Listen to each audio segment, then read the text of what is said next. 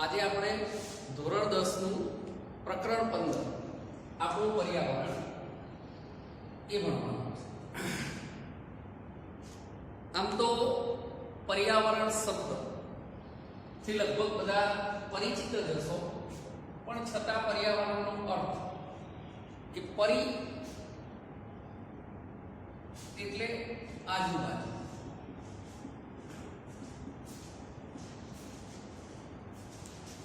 આમ આપણી આજુબાજુ જે હોય એ આપણું પર્યાવરણ કહેવાય। એમાં બધું જ આવી જાય, સજીવો, નિર્જીવો, તમામ ઘટકો। અત્યારે આપણે આની ચર્ચા કરવાની કેમ જરૂરિયાત ઊભી થઈ? તો મિત્રો, શરૂઆતનું માણસનું જીવન બહુ મર્યાદિત જરૂરિયાતો વાળું। જેમ જેમ સમય વધતો ગયો, માણસનો વિકાસ થતો ગયો, એમ આર્થિક પ્રવૃત્તિઓ વધતી ગઈ। આ આર્થિક પ્રવૃત્તિઓ શરૂઆતમાં ખૂબ મર્યાદિત પ્રમાણમાં હતી, પણ ધીમે ધીમે ધીમે ધીમે માણસ એને વધુ ને વધુ વધારતો। પરિણામ એવું આવ્યું કે માણસ એની આ આર્થિક પ્રવૃત્તિઓને એટલી બધી વધારી છે કે જેના કારણે પૃથ્વીના પર્યાવરણની અસમતુલાઓ સર્જાવાની શરૂ થઈ। આમ તો પહેલાના માણસે ક્યારેય પર્યાવરણનો વિચાર નહોતો કર્યો, એનો એક જ હેતુ હતો, આર્થિક પ્રવૃત્તિ કરીને વળતર મેળવવું। પણ પછી જેમ જેમ જેમ જેમ આ વધતું ગયું, એમ આખી પૃથ્વી પર કેટલીક સમસ્યાઓ ઊભી થવાની શરૂ થઈ। આ સમસ્યાઓ પ્રત્યે શરૂઆતમાં કોઈએ ધ્યાન બહુ દોર્યું નહીં, પણ જ્યાં માણસ ઉપર તેની ખરાબ અસરો થવાની શરૂ થઈ, એમ માણસને એનું મહત્વ સમજાયું।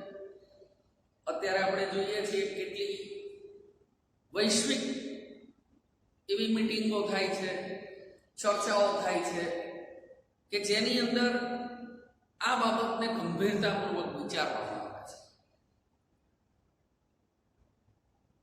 છે કે માણસે જો ટકવું હશે તો માણસે એની તમામ પ્રવૃત્તિ કે જે પર્યાવરણને નુકસાન કરે છે એને કાબૂમાં લાવવી પડશે। અને એટલા માટે લગભગ દરેક ધોરણમાં બાળપણથી વિદ્યાર્થીઓને જાગૃત કરવાનો પ્રયત્ન કે તેઓ પર્યાવરણ પ્રત્યે સજાગ બને, એને નુકસાન ન થાય અથવા આપણા ઉપર એની ખરાબ અસરો ન થાય, એ માટે આપણે શું કરી શકીએ એની ચર્ચાઓ અત્યારે કરવી ખાસ જરૂરી બની ગઈ છે। અને એટલા માટે ધોરણ 10 ની અંદર પણ આ પાઠ આપવામાં આવ્યો છે કે જેનાથી બાળકોના મગજમાં પણ પર્યાવરણનું એક મહત્વ ધીમે ધીમે સમજણ અંદર પડે। તો પર્યાવરણ એટલે આપણી આજુબાજુ આવેલું આવરણ। મિત્રો, એમાં ખાલી આપણે હવા, પાણી, જમીન એની વાતો નથી, દરેકે દરેક સજીવ જે પર્યાવરણમાં રહે છે એ પણ એનો એક ભાગ છે। તો અહીંયા આપણે થોડુંક ઊંડાણ પર્યાવરણને સમજવાનો પ્રયત્ન કરવાનો છે, અને જો આપણે એને સમજીશું તો એના માટેના ઉપાયો પણ આપણને ધીમે ધીમે સમજવામાં સરળતા પડી શકે।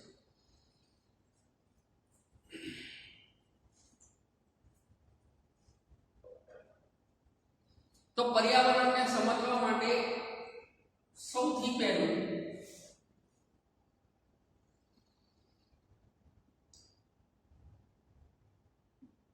આપણે ચર્ચા કરીશું નિવસન તંત્રની।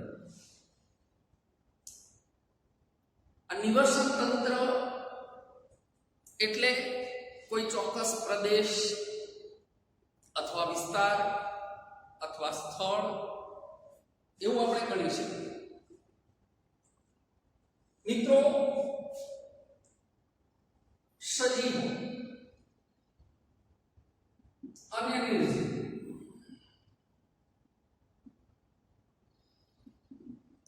આપણે કોઈ પણ સ્થળની કલ્પના કરીએ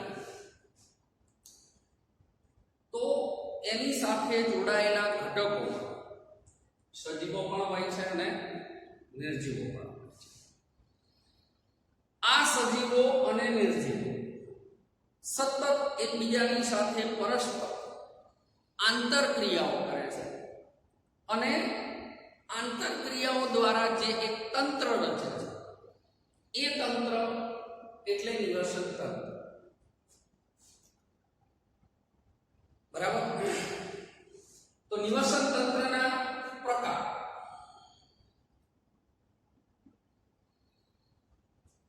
નિવસન તંત્રના પ્રકારો આપણે બે રીતે પાડી શકીએ. મૂળભૂત એક કુદરતી અને બીજા માનવ સર્જિત.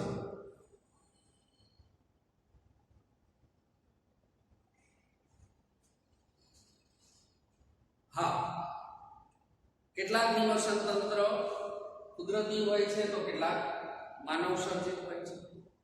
કુદરતી નિવસન તંત્રને આપણે બે ભાગમાં પાછા વહેંચી શકીએ. એક સ્થળજ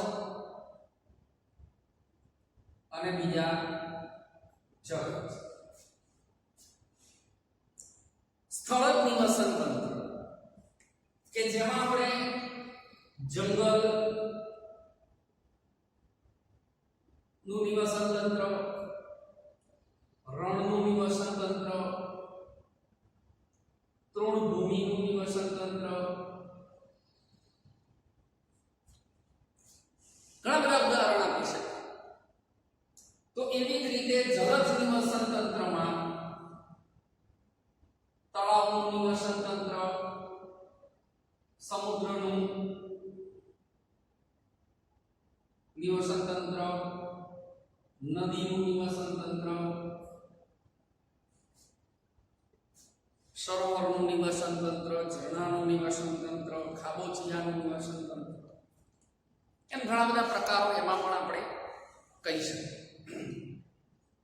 મિત્રો, આ દરેક નિવસન તંત્રમાં તમે જોશો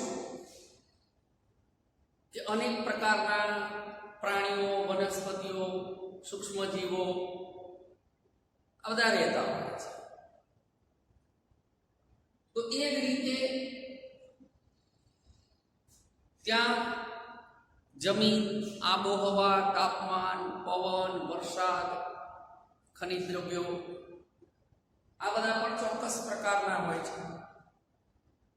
અને એ દરેક ચોક્કસ નિવસન તંત્ર માટે એ પાયાની જરૂરિયાતો છે. દરેક સજીવ જે નિવસન તંત્રની સાથે અનુકૂલિત થયેલો હોય, ટેવાયેલો હોય, એ જ નિવસન તંત્રમાં એ રહી શકે છે. જો એમાં પરિવર્તન આવે, હા, એ ધીમા હોઈ શકે.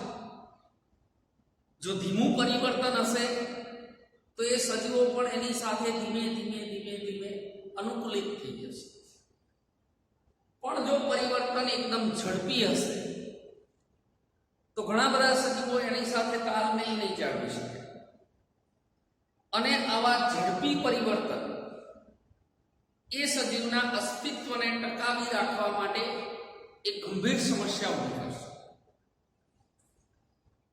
તમને એવો પ્રશ્ન થાય કે કુદરતી નિવસન તંત્રમાં તો ખ્યાલ અમને આવી ગયો, માનવ સર્જિત નિવસન તંત્રો એટલે કયા? શું તમે કલ્પના કરી શકો કે માનવ સર્જિત નિવસન તંત્ર કયા છે? ચાલો, બાગ, બગીચા, વાડી, માછલી ઘર, પ્રાણી સંગ્રહાલય. તો આ બધા જે છે એ માનવ સર્જિત નિવસન તંત્ર છે કે જેમનું નિર્માણ માણસે કરેલું છે. શું તમે જાતે કોઈ આવું નિવસન તંત્ર બનાવી શકો? તમે માછલી ઘર બનાવી શકો? તો તમારે એના માટે વિચારવું પડશે કે કઈ વસ્તુ અથવા કઈ બાબતોનું તમારે એમાં ધ્યાન રાખવું પડશે. તમે જોશો કે તમારે માછલી ઘર બનાવવું હોય તો એક તો માછલીઓ માટે પાણી, એમને ખોરાક, એમને ઓક્સિજન મળે એવી વ્યવસ્થા, એની જરૂરિયાત ઊભી થશે.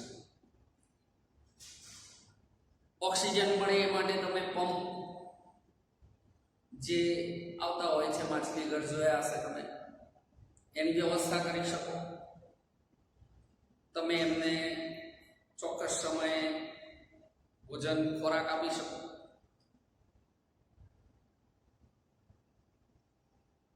પણ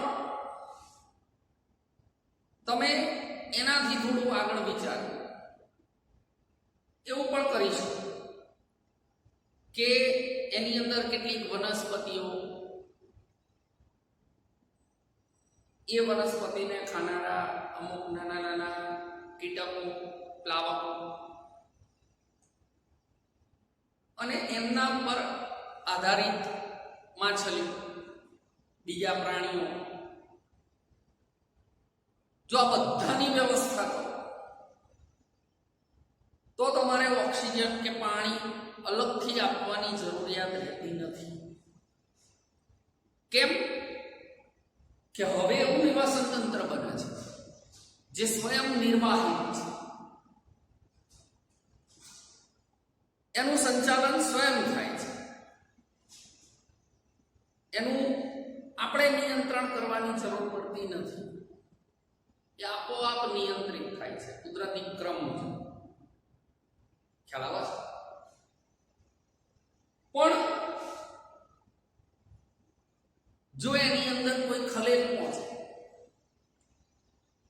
તો જે સ્વયં નિયંત્રણ છે એ ખોરવાઈ જાય છે અને એનું પરિણામ એ આવે છે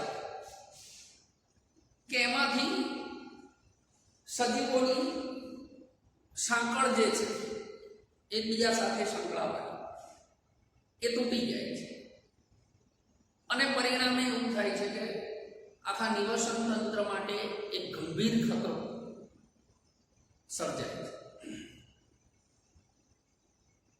એટલા માટે જ આપણે જે માછલી ઘરો બનાવીએ છીએ અથવા ઘરમાં રાખીએ છીએ એની નિયમિત સાફ સફાઈ આપણે કરતા રહેવું પડે છે. બરાબર? જો એમ કરવામાં ન આવે તો એ માછલીઓ એની અંદર રહી શકશે નહીં, એમનું મૃત્યુ થશે. તો આ બધા જ ઘટકો,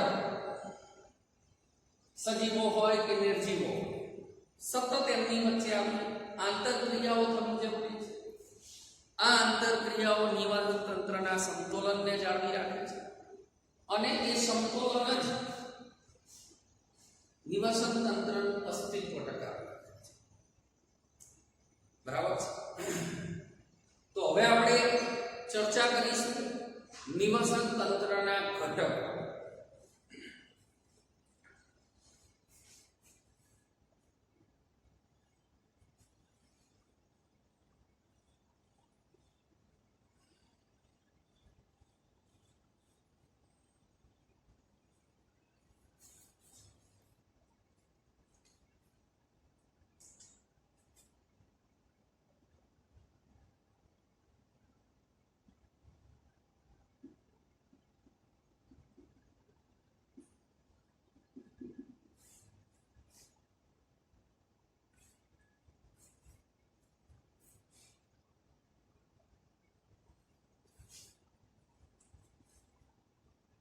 મિત્રો, આપણે હમણાં વાત કરી કે ભાઈ નિવાસન તંત્રની અંદર સજીવો પણ હોય છે અને નિર્જીવો પણ હોય છે.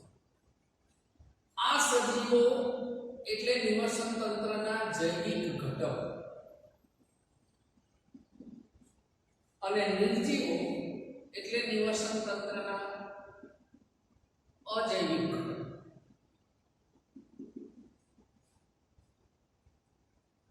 આપણે વાત થઈ એમ આમની વચ્ચે આંતરક્રિયાઓ સતત થતી હોય છે. દાખલા તરીકે આપણે વાતાવરણમાંથી ઓક્સિજન લઈએ છીએ અને વાતાવરણને કાર્બન ડાયોક્સાઇડ પૂરું પાડીએ છીએ. તો વનસ્પતિ હોય છે એ વાતાવરણ પાસેથી કાર્બન ડાયોક્સાઇડ લે છે અને ઓક્સિજન પૂરો પાડે છે. આમ આવી જે આંતરક્રિયાઓ છે એ થવાના કારણે નિવસન તંત્રનું અસ્તિત્વ. તો આંતરક્રિયા કરનારા જે જૈવિક અને અજૈવિક ઘટકો છે એમના વિશે હવે આપણે થોડી ઊંડાણમાં ચર્ચા કરીશું અને આ ઘટકો શું છે અથવા એમનું કાર્ય શું છે એને સમજવાનો પ્રયત્ન કરીશું.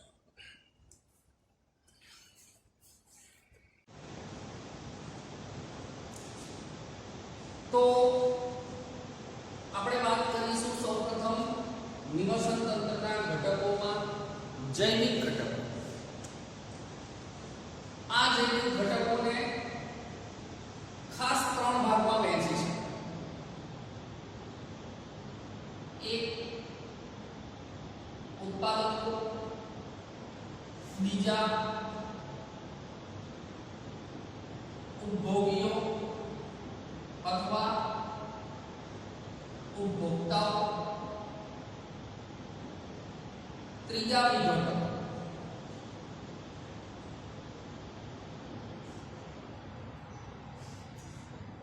ઉત્પાદક એટલે બધી જ લીલી વનસ્પતિઓ,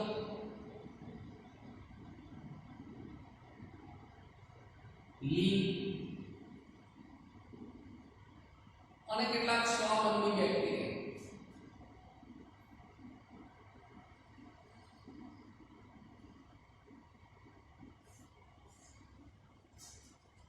મિત્રો, અમને ઉત્પાદકો એટલા માટે કહેવાય કેમ કે આ સજીવ સ્વયં પોષિત છે.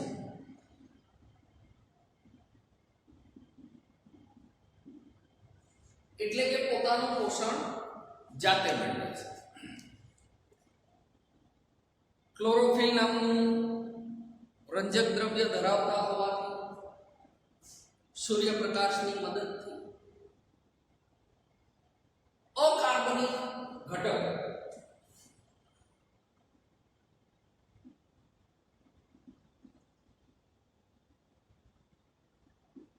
જે સરળ સ્વરૂપના હોય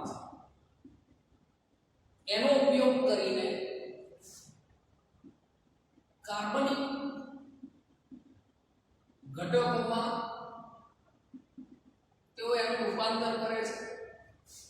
જે જટિલ પ્રકારના કાર્બનિક સંયોજનો હોય છે. આ સજીવ પોષણ માટે બીજા કોઈ પર આધારિત નથી અને પોતાનો ખોરાક કે પોષણ એ જાતે મેળવે છે અને એટલા માટે એમને સ્વયંપોષી અથવા ઉત્પાદક સજીવો કહેવામાં આવે છે.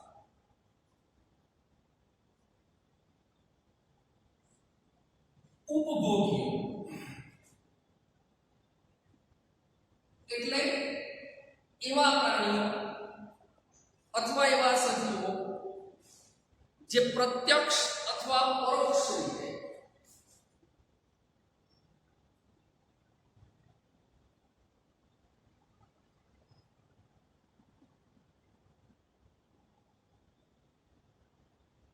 ઉત્પાદક સજીવો પર આધારિત હોય છે.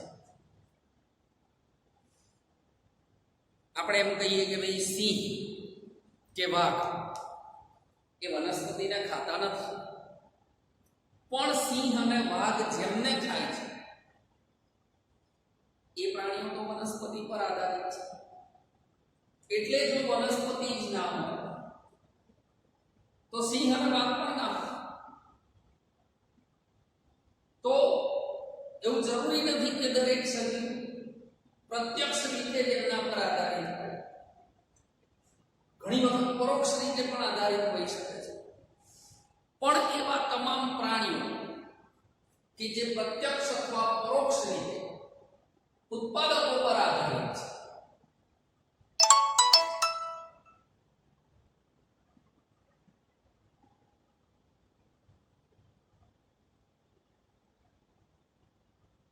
તેમને ઉપભોગી સજીવો કહેવામાં આવે છે. ઉપભોગીઓમાં ઘણા બધા પ્રકારો આપણે પાડી શકીએ. તૃણાહારી, માંસાહારી, સર્વાહારી અથવા આપણે એને મિશ્રાહારી કહી શકીએ. પરોપજીવીઓ,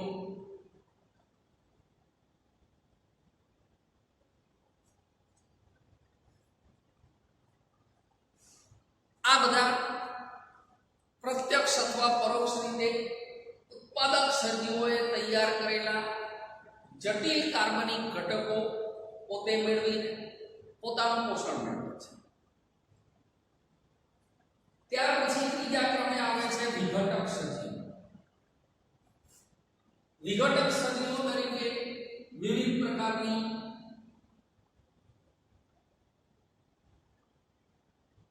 ફૂગ, કેટલાક બેક્ટેરિયા,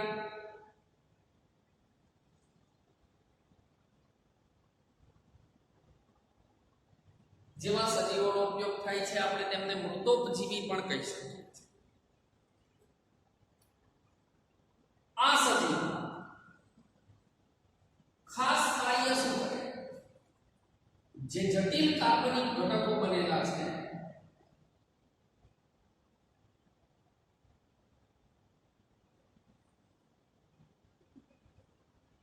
એમનું રૂપાંતર અકાર્બનિક ઘટકોમાં કરે.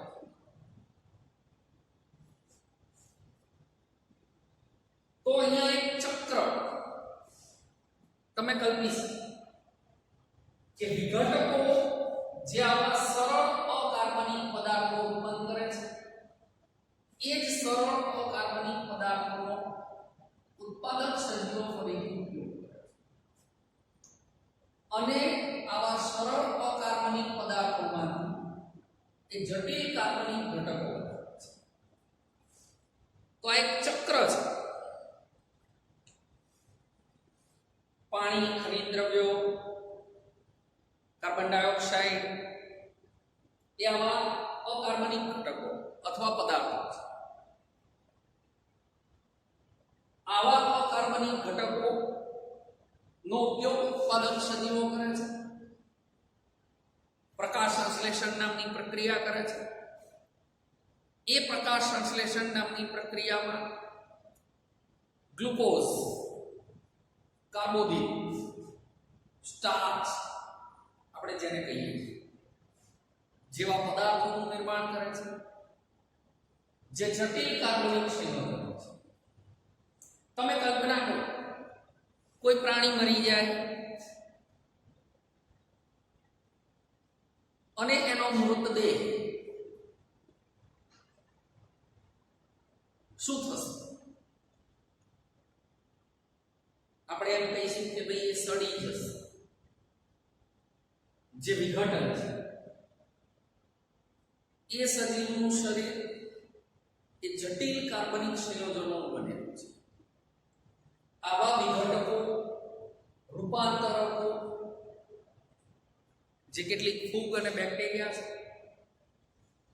એ આવા જટિલ કાર્બનિક પદાર્થોને તોડીને એમનું વિઘટન કરીને એમનું શરીર બનવામાં જે તત્વો, જે ઘટકો વપરાયા છે એમને છૂટા કરવાનું કાર્ય કરે છે.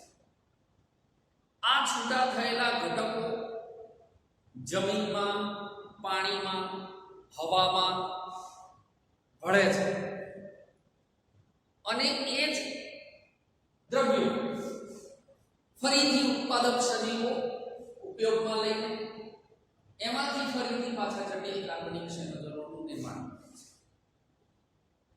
તો સૌથી ગંદુ કાર્ય એ વિઘટકોનું છે. પણ પૃથ્વી પર સજીવોના અસ્તિત્વને ટકાવી રાખવા માટે સૌથી મહત્વનું કાર્ય પણ વિઘટકોનું જ છે. કલ્પના કરો મિત્રો કે જો પૃથ્વી ઉપર વિઘટકો જ ના હોત તો શું થાય? કરોડો અબજો વર્ષો દરમિયાન મૃત્યુ પામેલા જે સજીવો છે, બરાબર, એમનું વિઘટન થવાની પ્રક્રિયા જો અટકી પડે તો આખી પૃથ્વીનું જે સંતુલન છે, જે દ્રવ્યોના ચક્ર છે, આપણે આગળના ધોરણોમાં ભણ્યા છે, કાર્બન ચક્ર, નાઇટ્રોજન ચક્ર, ઓક્સિજન ચક્ર, આ બધા ચક્રોને ચલાવવાનું કાર્ય જે ખૂબ જ પાયાનું કાર્ય છે, ખૂબ જ મહત્વનું કાર્ય છે, એ વિઘટક સજીવો દ્વારા કરવામાં આવે છે. આ વિઘટક સજીવો જ ઉત્પાદકોને પોષણ મેળવવા માટે કે ખોરાક તૈયાર કરવા માટે એ પાયાની સામગ્રી, કાઠી સામગ્રી પૂરી પાડવાનું કામ કરે છે. અને એના કારણે ઉત્પાદક સજીવો ટકી શકે છે. ઉત્પાદક સજીવોના કારણે ઉપભોગીઓ પણ ટકી શકે છે. તો દરેક એકબીજાની સાથે સીધા અથવા પરોક્ષ રીતે સંકળાયેલા છે. અને આ દરેકે દરેક ઘટક જે જૈવિક ઘટક છે એનું નિવસન તંત્રમાં એક આગવું મહત્વ છે, એક મહત્વનો રોલ છે. અને એ રોલ દરેક સજીવ નિભાવે છે. જો એમ ન થાય તો નિવસન તંત્રની સમતુલા ખોરવાઈ જાય અને એ નિવસન તંત્ર નકામું બની.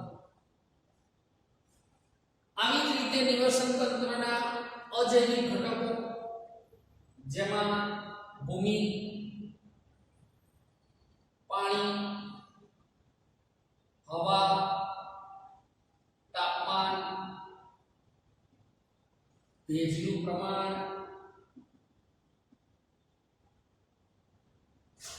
જુદા જુદા પ્રકારના ખનિજ દ્રવ્યો,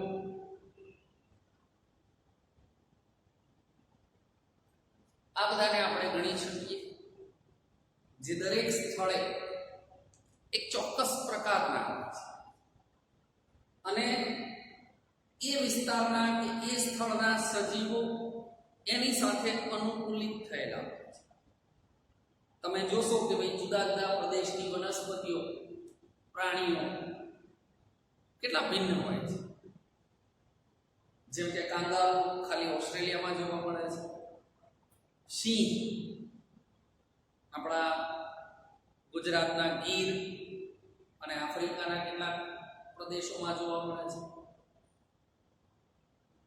તો ધ્રુવીય રીંછ એ ખાલી ધ્રુવ પ્રદેશોમાં જોવા મળે છે. એમ દરેક વિસ્તારની આવી કેટલીક ખાસિયતો હોય છે, લાક્ષણિકતાઓ હોય છે અને એની સાથે ત્યાં રહેનારા સજીવો એ અનુકૂલિત અથવા ટેવાઈ ગયેલા હોય છે. અને એમાં જો પરિવર્તન થાય તો હમણાં કહ્યું એમ કે ધીમું પરિવર્તન હોય તો સજીવનો સ્વભાવ છે કે એની સાથે ધીમે ધીમે અનુકૂલિત થઈ શકે છે. પણ જો આ પરિવર્તન એકદમ ઝડપી થાય તો સજીવો એની સાથે અનુકૂલિત થઈ શકતા નથી અને જેના કારણે એમના અસ્તિત્વ ઉપર એક જોખમ ઊભું થાય છે. અને મિત્રો આપણે જોયું એમ કે અહીંયા બધા જ જૈવિક ઘટકો એકબીજા પર આધારિત છે. એટલે કોઈ પણ જૈવિક ઘટકને નુકસાન થયું તો એનો અર્થ એ સીધો થઈ જશે કે બીજા જૈવિક ઘટકો ઉપર પણ એની અસર પડવાની છે. તો દરેકે દરેક જૈવિક ઘટકનું રક્ષણ થાય દરેકે દરેક અજૈવિક ઘટકનું રક્ષણ થાય, એ પ્રકારની વિચારસરણી અથવા એ પ્રકારનું આયોજન જો આપણે કરી શકીએ તો આપણે આપણા પર્યાવરણને અને આપણને ખુદને બચાવી શકીએ. અહીંયા કોઈ પણ સજીવ એ કેટલો મહત્વનો છે એ બાબત ખાસ ધ્યાનમાં લેવાની છે કે જેના કારણે આખી પૃથ્વીનું સંતુલન જળવાઈ રહે અને જે પર્યાવરણની સમસ્યાઓ ઊભી થાય છે એમાં ઘટાડો થઈ શકે અથવા એમને અટકાવી શકે.